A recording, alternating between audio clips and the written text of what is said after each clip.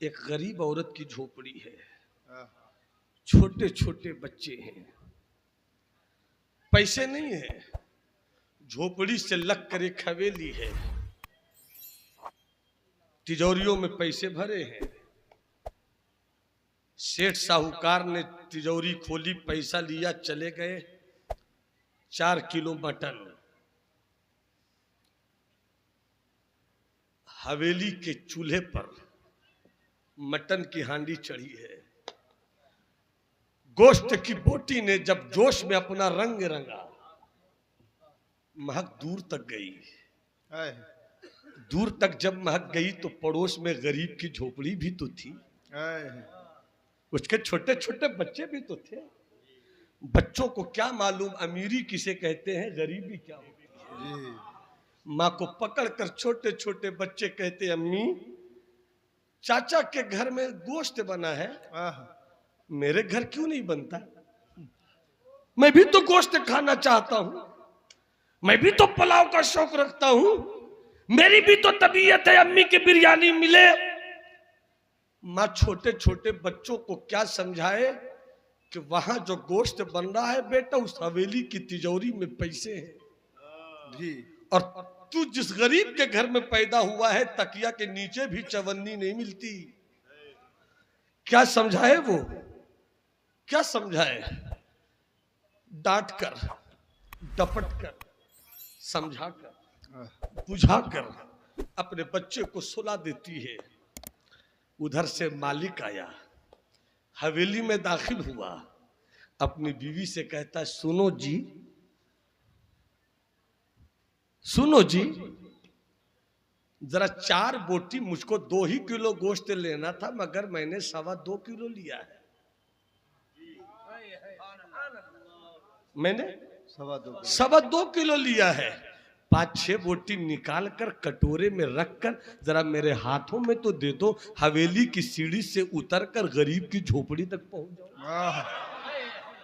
सब बोलो तो आगे बोल दूं मैं, हाथ उठाकर बोलो ना सुभान अल्लाह। औरत देती है, वो अमीर हाथ में गोश्त का कटोरा लिए सीढ़ी से उतरकर दरवाजे पे पहुंचा, दस्तक देता है। अंदर से रोती हुई माँ अपने रब की बारगाह में मुसल्ले पर थी, मौला मैं तो सब्र कर लूं, मैं तो मौला सब्र करती हूं, इन छोटे छोटे बच्चों को क्या समझाऊं कि सब्र किसे कहते।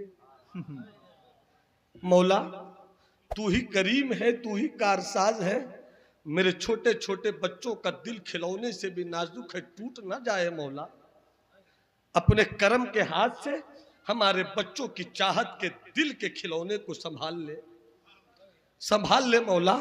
रब की बारगाह में रो रो कर दुआ ही कर रही थी, अचानक दरवाजे पे दस्तक हुई। अपने उठे हुए हाथों को चेहरे पर ले जाती है, वहीं से आवाज देती है, हाँ भाई साहब कौन है? बाहर से वो सेठ बोलता है, तेरा पड़ोसी वाला भाई हूं। सुभान अल्लाह, तेरा पड़ोसी वाला भाई हूं, दरवाजा खोल मेरी बहन। अगर किसी को दिल से बहन कह दिया जाए,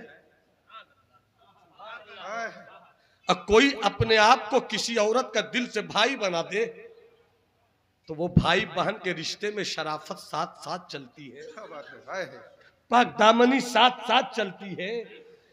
जैसे ही कहता है बहन दरवाजा खोल, तेरा पड़ोसी भाई आया है, जैसे ही दरवाजा खोलती है, वो अमीर कटोरा पेश करता है, मेरी बहन मेरे भी छोटे छोटे बच्चे हैं, वो गोश्त खाएंगे,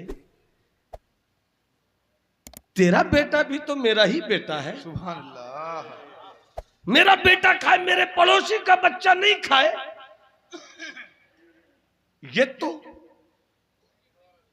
खुशी न हुई, ये तो सुकून न हुआ, ये तो इत्मीनान नहीं हुआ। तू अपने बच्चे को खिला दे ताकि मेरे बच्चों का खिलाना कबूल हो जाए। अरे बोल दो ना, बोल दो ना, हाथ उठाकर बोलो ना सुभान अल्लाह। खुदा की कसम, जमाली डंके की चोट पसीना ठोक कर कहता है, किसी पीर की दुआ कबूल हो ना हो, किसी आलिम की दुआ कबूल हो ना हो, मगर जब एक अमीर अपनी हवेली से गोश्त का कटोरा लेकर अपने पड़ोसी गरीब के घर पहुंचता है और गरीब औरत के हाथ में गोश्त का कटोरा देता है, ये तो गोश्त का कटोरा देकर घर लौट आता है, मगर इसकी हवेली बचेगी कि नहीं बचेगी इसे पता नहीं है, इसका पैसा रहेगा कि नहीं रहेगा इसको पता नहीं है, इसका खानदान कैसा रहेगा इसे पता नहीं है, मगर एक गरीब औरत जब अपने बच्चों की रोती हुई सूरत देखकर मालदार के हाथों के गोश्त के कटोरे को लेगी, दरवाजा बंद करेगी, अपने बच्चों और बच्चियों को उठाकर खिलाएगी,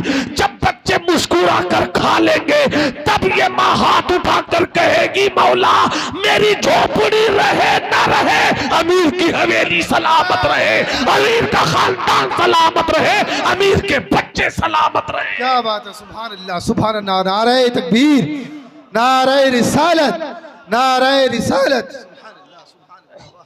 सब्र सीखना है तो झोपड़ी की औरत से सीखो, हाय हाय, और शुक्र सीखना है तो हवेली के उस मर्द से सीखो। क्या बात है, दोनों पॉइंट एक साथ। ये भूखी रहकर सब्र कर रही है, हाय हाय, और वो कमाई गई दौलत से गोश्त की बोटी गरीब के घर पहुंचाकर ये बताना चाहता है वो जब चाहे ले ले, हाय,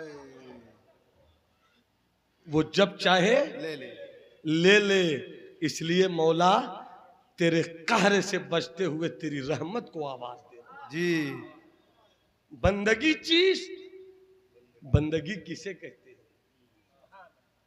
सरकार मखदूम ने जवाब दिया सब्र और शुक्र का नाम क्या है भाई साहब, क्या है भाई साहब? बंदगी।